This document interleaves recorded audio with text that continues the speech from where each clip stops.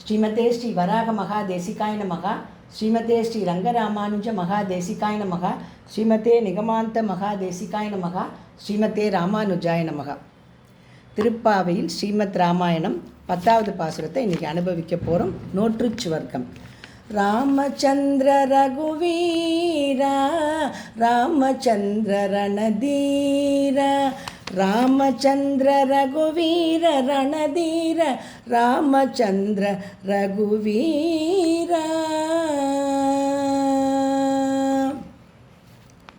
இந்த பாசுரத்தில் 5வது கோபிகையை எழுப்ப போகிறா. ஆண்டாளும் தோழிகளும் போய் அவ்வாத்து வாசல் நிற்கிறா. இந்த கோபிகை எப்படிப்பட்டவள் தெரியுமோ? நோன்பு நோற்காமலேயே பலனை அடைஞ்சு விட்ட மாதிரி இருக்கலாம். இன்னொன்று ஒரு விசேஷம் என்னென்னா, இவளுடைய பேச்சிலே கண்ணனே தோற்று போய் விடுவானா? எப்படியா, எதை மாதிரியா? அயோத்தியா காண்டத்தில் சீதா பிராட்டியினுடைய பேச்சில் ராமபிரான் தோற்று போன மாதிரி. வாங்கோ அயோத்தியா காண்டத்துக்குள்ளே போவோம். வனவாசம்னு நிச்சயமாயிடுத்து. எம்பெருமான் கிளம்புறதுக்கு தயாராகிறான். அதுக்கு முன்னாடி சீதா பிராட்டியை சமாதானப்படுத்தி அயோத்தியிலே இருக்க வைக்கணும் அப்படின்னு மனசுக்குள்ளே ஒத்தியை பார்த்துட்டே போகிறானா. என்ன சொல்கிறானா? சீதே அப்படின்னு அன்பாக கூப்பிடுறானா. சீதா பிராட்டியும் அவனை நிமிர்ந்து பார்க்குறாளாம். ஒரு 4 வருஷம், ஒரு 10 வருஷம், 14 வருஷம்னு சொல்லப்படாதான். ஒரு 4 வருஷம், ஒரு 10 வருஷம் நான் காட்டுக்கு போனோம். அப்பா பரதனுக்கு யுவராஜ பட்டாபிஷேகம் பண்ண போகிறார். அதனால் நீ என்ன பண்ணணும் தெரியுமோ? பரதன் தான் யுவராஜா, அந்த மரியாதையை அவனுக்கு கொடுக்கணும். என்னை பற்றி எப்போ பார்த்தாலும் ஒஸ்தியாக பரதன்கிட்ட பேசிகிட்டு இருக்கக்கூடாது. தசரத சக்கரவர்த்திக்கு அவரை நன்னா பார்த்துக்கணும். அம்மாவெல்லாம் தாயார்கள்லாம் நன்னா சேவிக்கணும். தினைக்கும் வரிசையாக சொல்லிகிட்டே போகிறானா. சதுர்தசகி வர்ஷாணி வஸ்தவ்யம் தண்டகோ மயா பித்ரா மே பரதச்சாபி யவ்வராஜ்யே நியோஜிதக.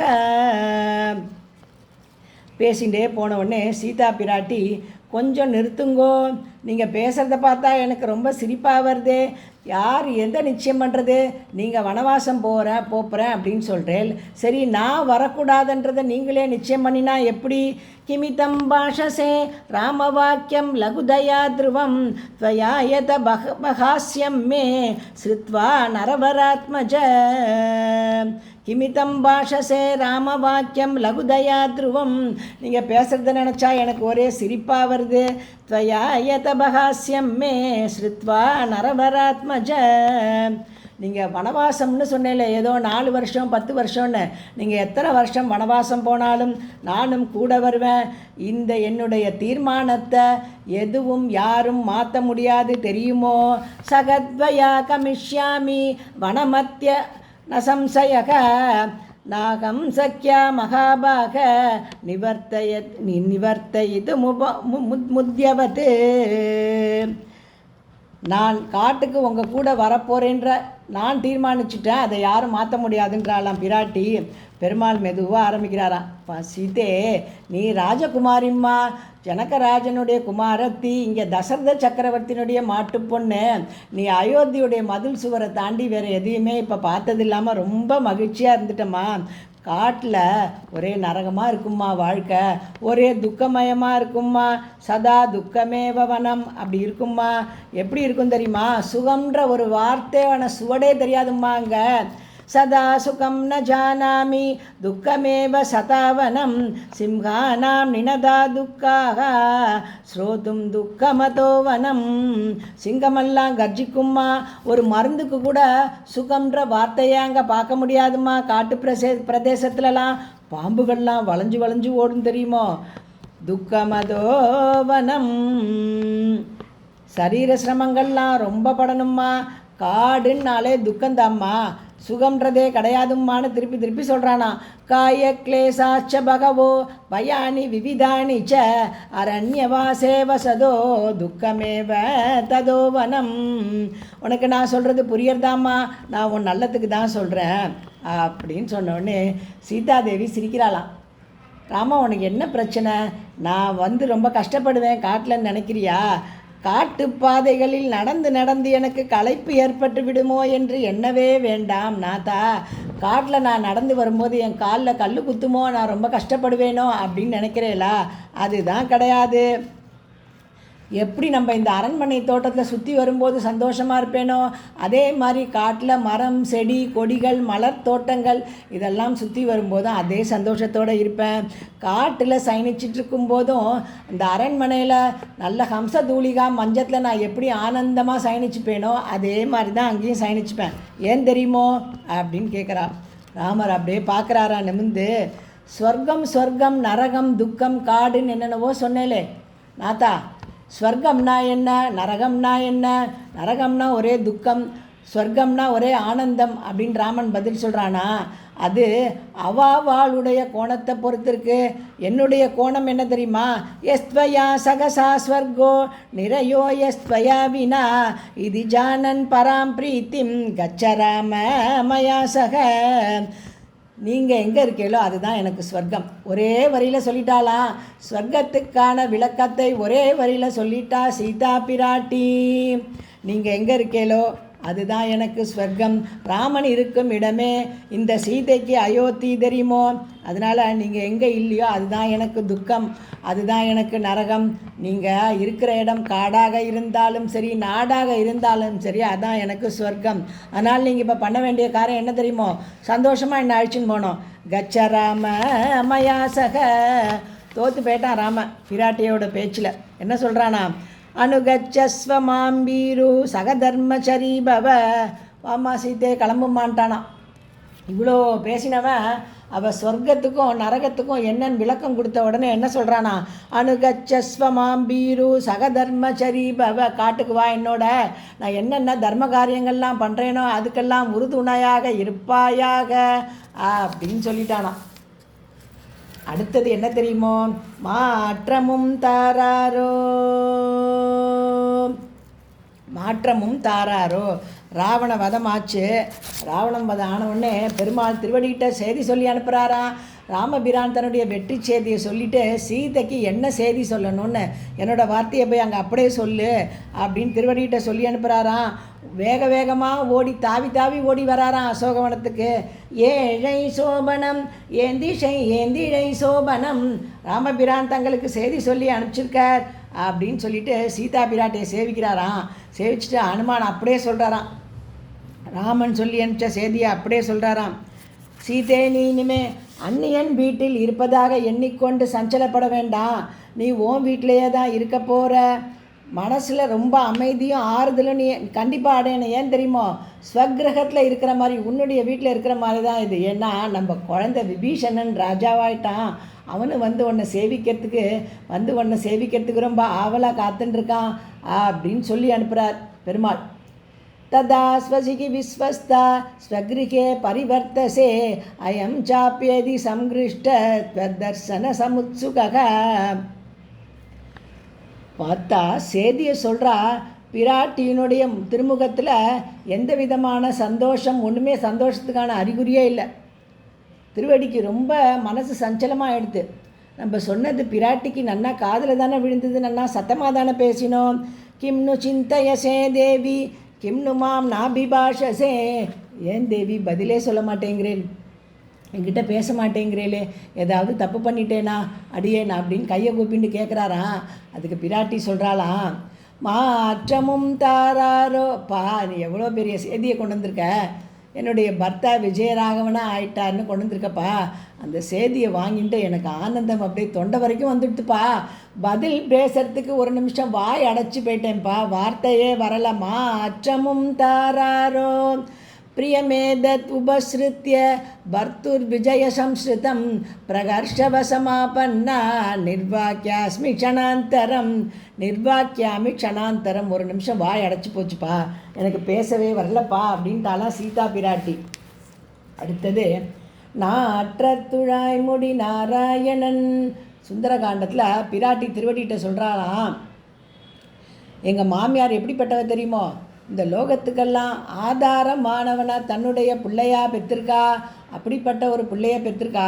இந்த பிரபஞ்சத்தில் உள்ள அத்தனை பேருக்கும் சேத்தனம் அச்சேத்தனம் யார் எடுத்துட்டாலும் எல்லாத்துக்கும் ஆதாரம் அவன்தான். நாராயண சப்தத்துக்கு என்ன அர்த்தம்? நாரங்களை தன் இருப்பிடமாக கொண்டவன், அனைத்திற்கும் ஆதாரமாயிருப்பவன் அப்படின்னு தானே அர்த்தம். சீதா பிராட்டி அதையே சொல்கிறாளாம். கௌசல்யா லோகபர்த்தாரம் சுசுவேயம் மனஸ்வினி.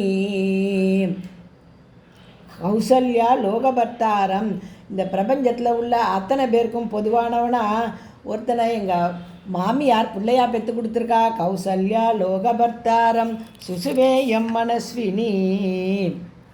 அடுத்தது கூற்றத்தின் வாய் வீழ்ந்த கும்பகர்ணன். கூற்றத்தின் வாய் வீழ்ந்த கும்பகர்ணன். கூற்றத்தின் வாய் வீழ்ந்த ராமலக்ஷ்மணாதான யுத்த காலத்தில் கும்பகர்ணனில் எல்லா ராட்சசாலோடையுமே சண்டை போட்டாலே வானரர்களை சகாயமாக வச்சுண்டு அவன் வீழ்ந்தான்ற வார்த்தையை எப்படி போட்டா ஆண்டாள் அப்படின்னு பார்த்தா, எம்பெருமான் எப்படிப்பட்டவன் தெரியுமோ? சுக்ரீவ மகாராஜாட்ட சொல்லி அனுப்புறானா. விபீஷணனை ஏற்றுக்கிறதுன்னு முடிவானவொடனே மகாராஜரே நீரே போய் அழைத்து வாரும் அப்படின்னு சொல்லும்போது பாதி தூரம் போகிறாராம் சுக்ரீவர். திருப்பி கூப்பிடுறாராம் பெருமாள். மகாராஜரே, வாசல் வரைக்கும் போயிட்டு வந்திருக்கிறவன் விபீஷணன், உங்களுடைய அபிப்பிராயப்படி விபீஷணனாக இல்லாமல் நான் மனசுக்குள்ளே ஆசைப்படுற மாதிரி அந்த ராவணனாகவே இருந்தாலும் திருப்பி ஒரு மாநாடு கூட்ட வேண்டாம், இங்கே எல்லாருக்கும் அபயம் கொடுத்தேன், ராவணனாக இருந்தாலும் அழிச்சின் வாங்கோ, விபீஷணோ வாயதிவா ராவணஸ்வயம். அப்படிப்பட்டவனா பகைவர்களிடத்திலும் கருணை பொழிவன். எப்படிப்பட்ட பகைவன்? தன்னுடைய பத்னியை அபகரித்து கொண்டு போனவன். அப்படிப்பட்டவன்ட்டையும் கருணை பொழிபவன். அதனால் அவன் போய் சண்டை போடலியான். இந்த விட்டில் பூச்சியெல்லாம் வழக்கில் விழற மாதிரி கூற்றத்தின் வாய் வீழ்ந்த. பொதுநலனுக்காக ஒரு ஊர் பெரிய மனுஷர் குளம் வெட்டி வச்சுருக்காராம். அதில் பொதுமக்கள்லாம் தீர்த்தம் எடுத்துன்னு போகிறாலாம் குடிக்கிறதுக்கு. அதில் ஒருத்தன் குளத்தில் விழுந்து முடிஞ்சு போனான்னா, தன்னோட வாழ்க்கையை முடிச்சுட்டான்னா அது யாரோட தப்பு? அந்த பெரிய மனுஷனோட தப்பா? வாழ்க்கையில் ஏதோ விரக்தின்னா தன்னைத்தானே முடிச்சுக்கிறதுக்கு அந்த குளத்தில் விழுந்தானா ஒருத்தன். அந்த மாதிரி கூற்றத்தின் வாய் வீழ்ந்த கும்பகர்ணன். கூற்றத்தின் வாய் வீழ்ந்த பகைவர்களிடத்திலும் எம்பெருமான் ரொம்ப கருணை மிக்கவன் எங்கே சொல்கிறாராம்? யுத்த காண்டத்தில் கருடாழ்வான் சொல்கிறாராம். இந்திரஜித்தனுடைய நாகபாசத்தால் கட்டுண்டு போயிட்டா ராமலக்ஷ்மணால். செய்தியை கேள்விப்பட்டவுடனே வேக வேகமாக தன் ரெக்கையெல்லாம் அடிச்சுன்னு பறந்து வராராம். பெரிய திருவடின்னு சொல்கிற கருடாழ்வான் இவருடைய இறக்கைகளினுடைய வாசனை, அந்த வேகத்தை பார்த்து பாம்புகள்லாம் சட் அந்த நாகபாசம்லாம் விலகி பாம்புகள்லாம் ஓடி போயிட்டான்.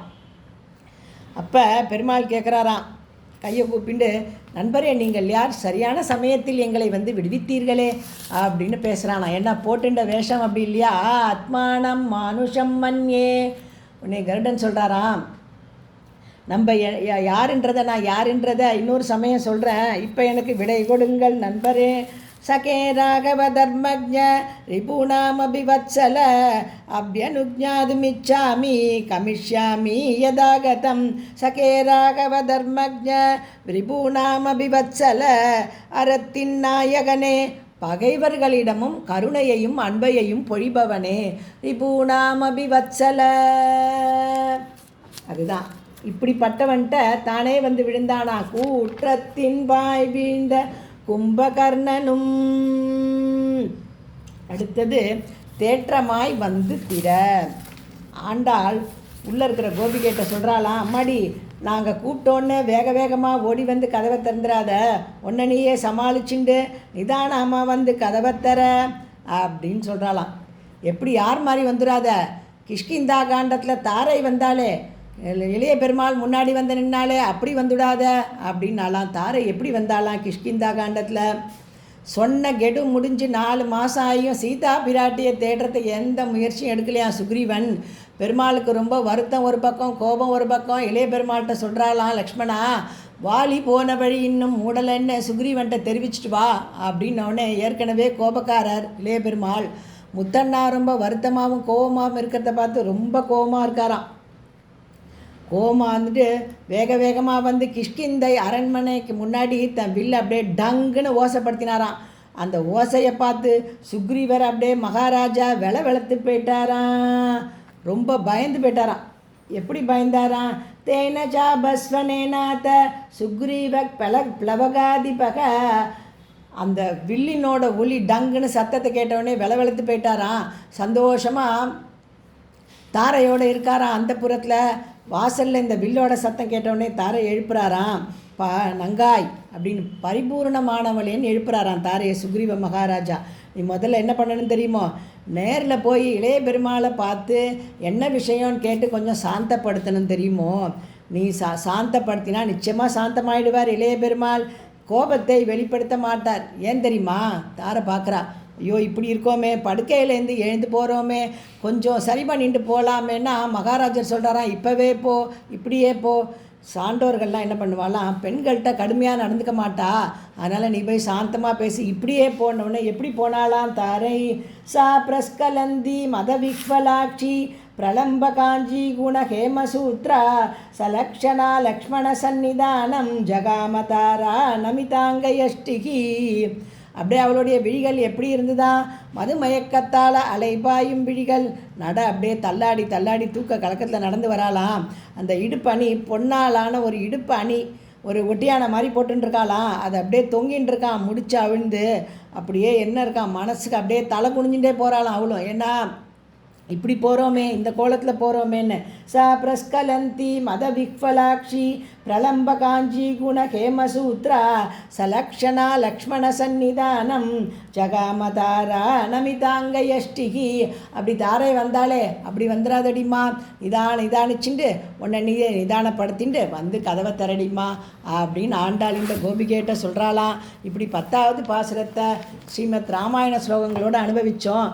நாளைக்கு 16வது பாசுரத்தை அனுபவிப்போம். ராமகிருஷ்ண கோவிந்த நாராயணா, கிருஷ்ண ராம கோவிந்த நாராயணா, ராமகிருஷ்ண கோவிந்த நாராயணா. நமஸ்காரம்.